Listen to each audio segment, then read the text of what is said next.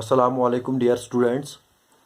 पिछले लेक्चर में मैंने आपको कार्बन के बारे में और उसके वो किस तरीके से इलेक्ट्रॉनिक कन्फिग्रेशन उसकी करते हैं, और फिर लास्ट में हम पहुंचे थे कि कार्बन बहुत सारे कंपाउंड्स बनाता है, और उसमें से मैंने आपको ये नहीं बोला था कि किस तरीके से कंपाउंड बनाता है, लेकिन इतनी नतीजे पर हम पहुंचे थे कि ये बहुत सारे कंपाउंड्स बनाता है। और फिर मैंने उसके लास्ट में थोड़ी बहुत सिग्निफिकेंस इंपॉर्टेंस बताई थी कि कौन कौन से कंपाउंड है। जैसे कि मैंने आपको बोला था फूड आप ले लो, कार्बोहाइड्रेट जो लेते हैं उसमें कार्बन प्रेजेंट होता है।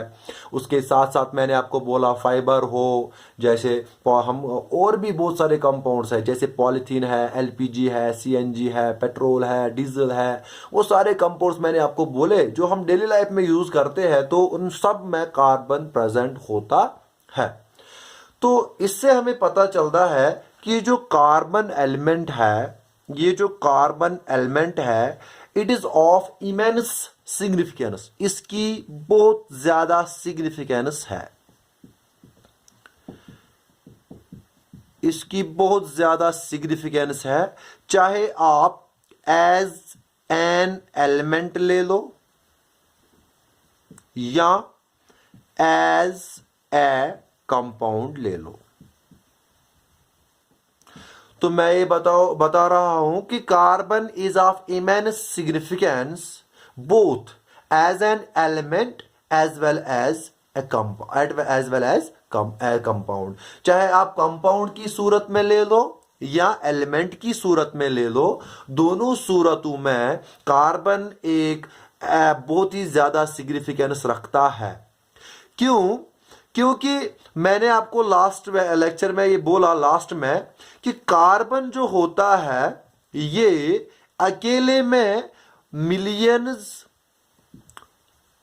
एंड बिलियंस, हम बोलते हैं millions and billions of compounds बनाता है। ये भी मैंने बोला था कि कहते हैं कि बाकी जितने एलिमेंट कंपाउंड्स बनाते हैं, अकेले में कार्बन उतने कंपाउंड्स बनाता है। तो आप खुद से अंदाजा लगा सकते हो कि कितने सारे कंपाउंड्स हैं कार्बन के। क्योंकि हर कोई चीज जो भी आप देखते हो अपने आसपास, अपने सराउंडिंग में या कहीं पे भी देखते हो, तो वो सब सारे जो कंपाउंड्स होते हैं, सारे जो आप ऑब्जेक्ट्स देखते हो, वो सारे किसी ना किसी एलिमेंट के तो बने होते हैं। वो कंपाउंड की सूरत में वहां पे आप देखते हो तो किसी ना किसी एलिमेंट के वो बने ही होते हैं। तो आप खुद से अंदाजा करो, हम ये बोलते हैं कि बाकी एलिमेंट जो है वो जितने, तकरीबन बोल रहा हूं, जितने वो कंपाउंड्स बनाते हैं, कार्बन तकरीबन अकेले में उतने सारे कंपाउंड्स बनाता है। तो इससे हमें पता चलता है कि कार्बन की सिग्निफिकेंस क्या है, कि हमारी डेली लाइफ में या इस जो भी ये जो वर्ल्ड है इसमें कार्बन की कितनी सिग्निफिकेंस है। तो बहुत ही ज्यादा सिग्निफिकेंस है। आइदर आप एलिमेंट की सूरत में ले लो या आप कंपाउंड की सूरत में ले लो। इवन कार्बन जो है, कार्बन ये एक इंपॉर्टेंट कंस्टिट्यूएंट है, ये एक इंपॉर्टेंट कंस्टिट्यूएंट है किसका? Of living. ये जो कार्बन होता है ये इंपॉर्टेंट कंस्टिट्यूएंट है किसका? लिविंग जो मैटर होता है या लिविंग स्ट्रक्चर्स हम लेंगे, लिविंग मैटर है, लिविंग स्ट्रक्चर्स है या लिविंग मैटर है, उसका भी एक अहम जुज, उसका भी एक अहम कंस्टिट्यूएंट है कार्बन। सिंपल सी एग्जांपल मैं आपको दूंगा। आपने पढ़ा होगा कि हर कोई लिविंग थिंग ले लो, लिविंग मैटर ले लो, ये किसका बना होता है? सेल्स का। तो सेल्स में जो बेसिक लिविंग मैटर है वो तो आपको पता है, वो प्रोटोप्लाज्म होता है। प्रोटोप्लाज्म, ये जो बेसिक लिविंग मटेरियल प्रोटोप्लाज्म है, ये इसके मेजर 4 कंस्टिट्यूएंट्स है। It has major 4 constituents, 4 major elements. उनमें से एक है कार्बन, एक है नाइट्रोजन, एक है ऑक्सीजन और एक है hydrogen. These are the 4 major elements that constitute protoplasm।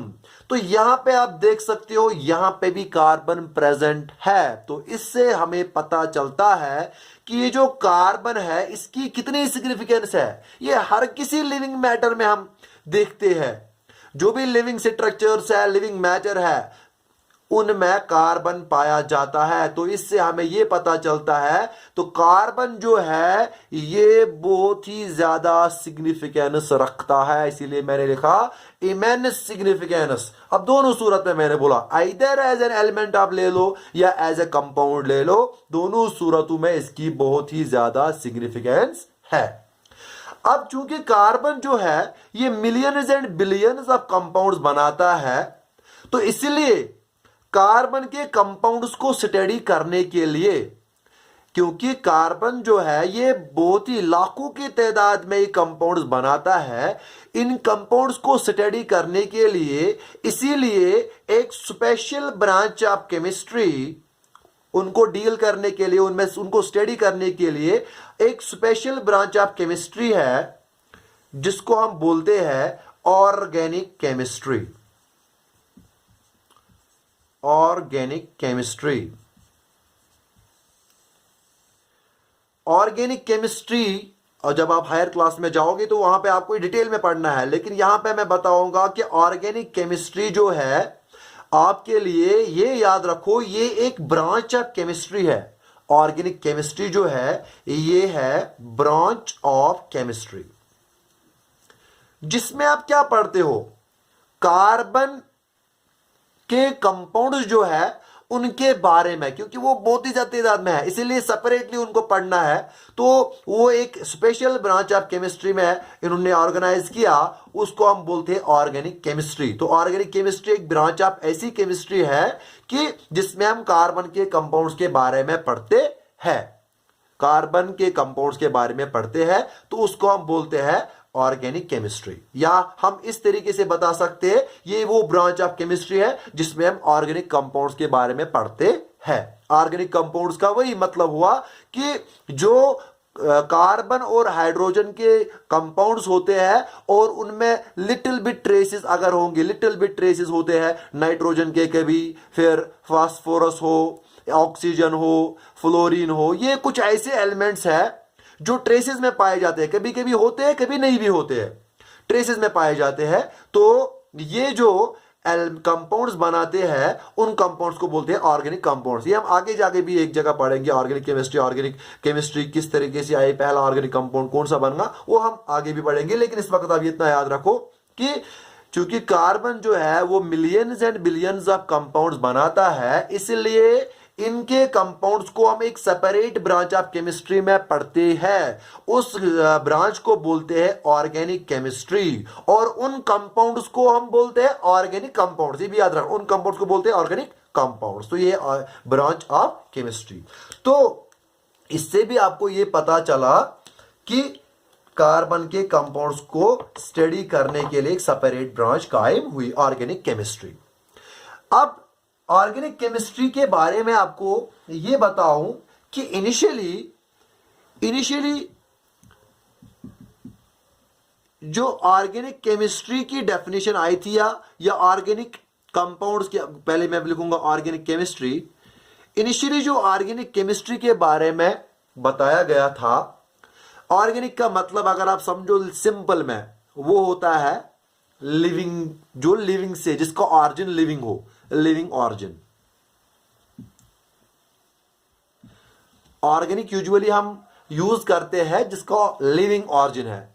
तो ऑर्गेनिक केमिस्ट्री पहले जब डिफाइन की गई थी, वो बोला गया था कि ये वो ब्रांच है जिसमें हम ऑर्गेनिक कंपाउंड्स पढ़ते हैं। सिंपल है, ऑर्गेनिक कंपाउंड्स पढ़ते हैं। अब ऑर्गेनिक कंपाउंड्स क्या हुआ, ऑर्गेनिक कंपाउंड्स का मतलब हुआ था, उस वक्त की बात कर रहा हूं, वो बोल रहे थे वो कंपाउंड्स जिनका ओरिजिन लिविंग हो, जो हम लिविंग ऑरिजिन से हासिल कर सकते हैं, उनको बोलते हैं ऑर्गेनिक कंपाउंड्स। तो वो कंपाउंड्स, उन कंपाउंड्स को पढ़ने के लिए जो ब्रांच हम केमिस्ट्री का उसको बोलते हैं ऑर्गेनिक केमिस्ट्री, पहले बताते हैं। फॉर एग्जाम्पल मैं आपको दूंगा, यहां पे एग्जाम्पल मैं दूंगा आपको, रेड आंट जो है ये एक इंसेक्ट है, जब ये सिटिंग करती है तो एसिड एक देती है, उसका इन्होंने नाम रखा फॉर्मिक एसिड, इसका कॉमन नेम है फॉर्मिक एसिड। अब ये जो फॉर्मिक एसिड है इसका ऑरिजिन था लिविंग, यानी ये रेड ऑन्ट जो है ये लिविंग है, इसका ऑरिजिन लिविंग है। तो ये जो फॉर्मिक एसिड है ये ऑर्गेनिक कंपाउंड है। इसी तरह से अगर मैं आपको मिथाइल अल्कोहल की बात करूंगा, वुड सुपरेट, इसको यूजुअली वुड सुपरेट बोलते हैं। वुड मिथाइल अल्कोहल की बात करें, वुड सुपरेट, ये, या इसके साथ साथ मैं बोलूंगा विनेगर, है ना। तो ये सारे ऐसे कंपाउंड्स थे जिनका ऑरिजिन लिविंग था, जिनका जो लिविंग किसी ना किसी चीज से हम हासिल करते थे। विनेगर से हम हासिल करते थे एसिटिक एसिड, तो यहां पे एसिटिक एसिड कंपाउंड लिखना है, एसिटिक एसिड। तो ऑर्गेनिक कंपाउंड एसिटिक एसिड है, विनेगर से वो हासिल करते हैं, विनेगर से वो हासिल करते हैं एसिटिक एसिड। तो ये सारे, चाहे मिथाइल अल्कोहल यानी जिसका दूसरा नाम है wood spirit, formic acid, acetic acid, ये सारे जो कंपाउंड्स हैं इनका ऑरिजिन था लिविंग, तो इसीलिए इनको बोलते थे ऑर्गेनिक कंपाउंड्स। और फिर वो ब्रांच जिसमें ऑर्गेनिक कंपाउंड्स, यही वाले ऑर्गेनिक कंपाउंड्स जिनको ऑरिजिन लिविंग हो, जिनमें हम ये पढ़ते हैं, उनको बोलते थे ऑर्गेनिक केमिस्ट्री। तब ये माना जाता है, उस वक्त ये माना जाता था कि हम कोई भी कंपाउंड, ऑर्गेनिक कंपाउंड, उस वक्त ये माना जाता था कि जो ऑर्गेनिक कंपाउंड है, हम ऑर्गेनिक कंपाउंड को लेबोरेटरी में अपने से खुद से प्रिपेयर नहीं कर सकते हैं। उस वक्त यही माना जाता था जो भी कोई ऑर्गेनिक कंपाउंड है ये बनता है किससे, एक मिस्टीरियस फोर्स,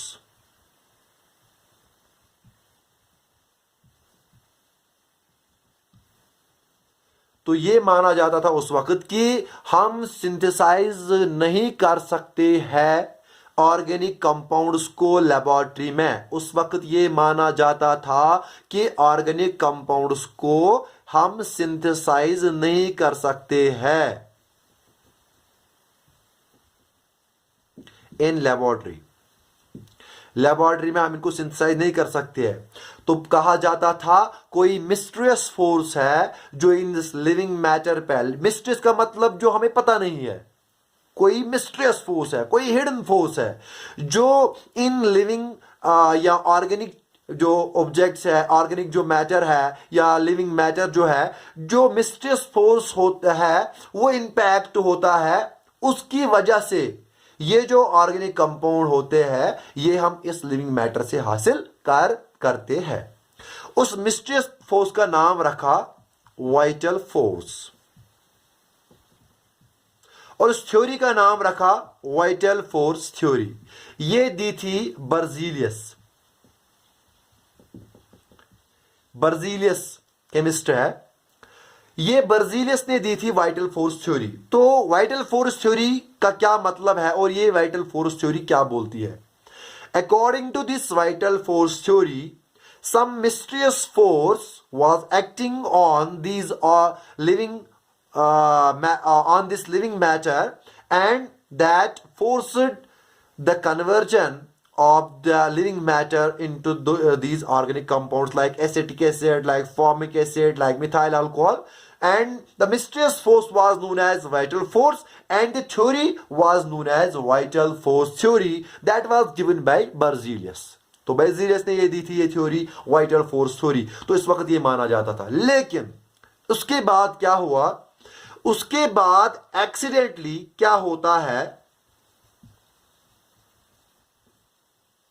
फ्रेडरिच वोलर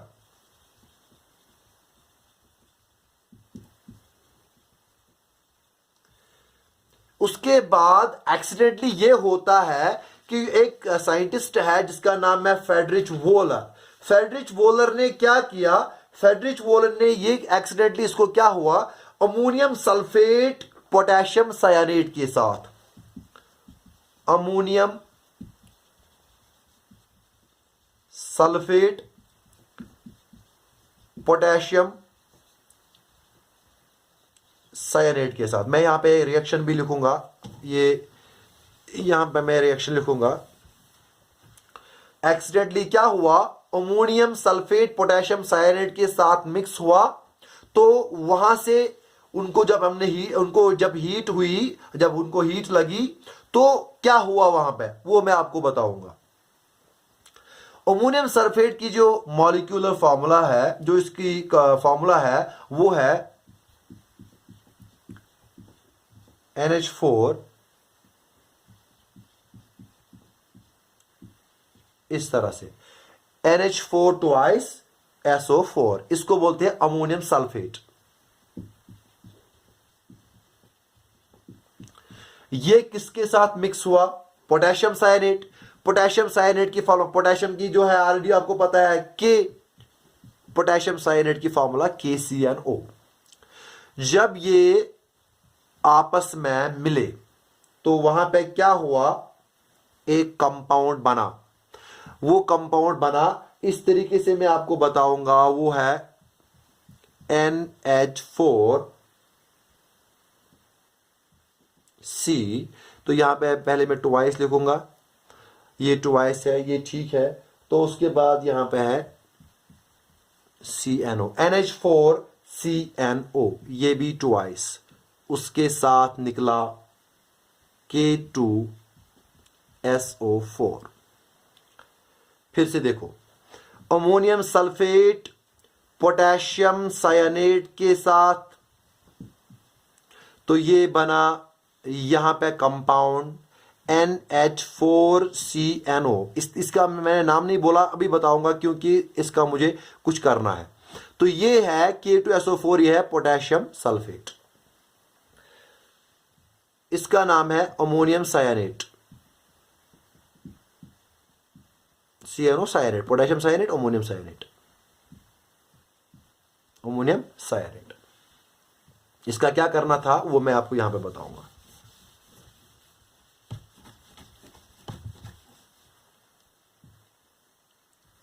जो अमोनियम साइनेट है, इसका रीअरेंजमेंट हुआ। इसका जब रीअरेंजमेंट हुआ तो वहां पे इस तरह से कंपाउंड बनता है।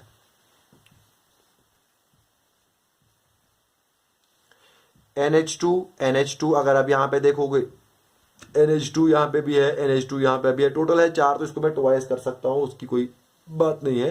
तो ये आगे टोटल 4, ये भी आगे total 4, 2 2 4, carbon 2, carbon 2, oxygen 2, oxygen 2, hydrogen 8 है ना। ये सिर्फ रीअरेंजमेंट हुआ, बाकी यही है।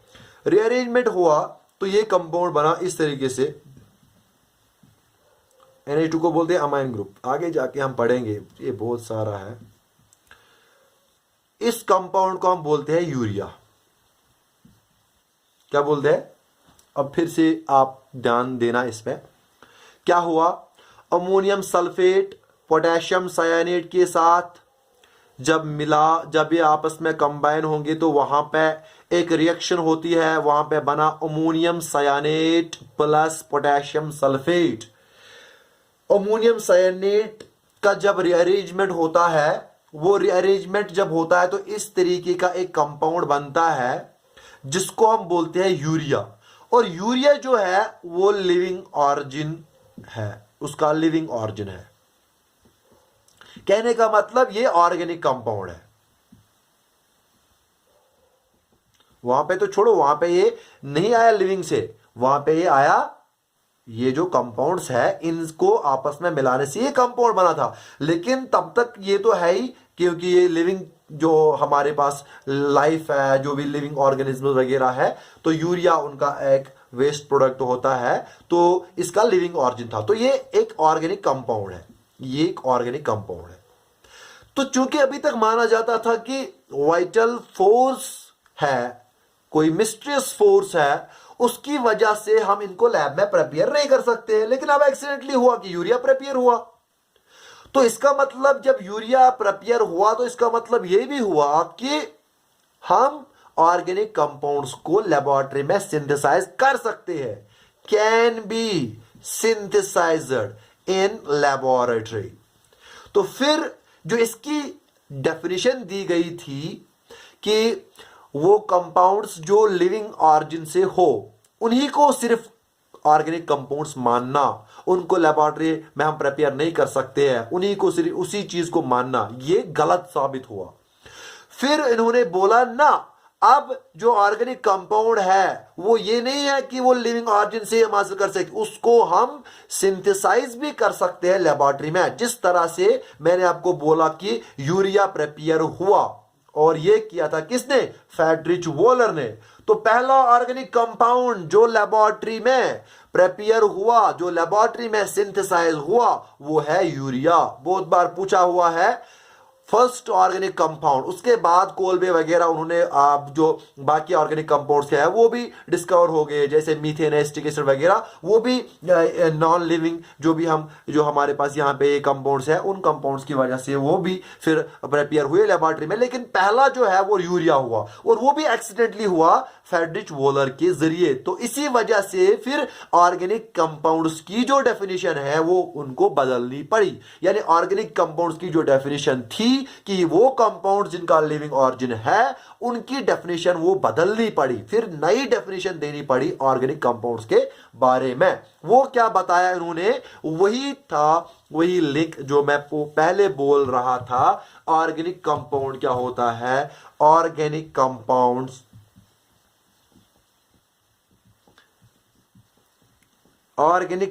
का मतलब कंपाउंड्स ऑफ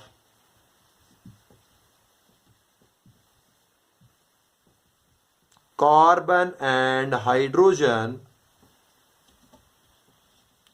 जो कंपाउंड्स होते हैं कार्बन और हाइड्रोजन के, और उनके साथ साथ इनमें और भी कुछ एलिमेंट्स होते हैं। जैसे मैंने आपको बोला था कि हाइड्रोजन, ऑक्सीजन, हाइड्रोजन तो ऑलरेडी यहां पे लिखा है, नाइट्रोजन, ऑक्सीजन, फॉस्फोर, सल्फर, वो सारे ऐसे एलिमेंट्स हैं जो इनमें होते हैं। तो the compounds of carbon and hydrogen and with compounds of hydrogen and some, यहां पे लिखूंगा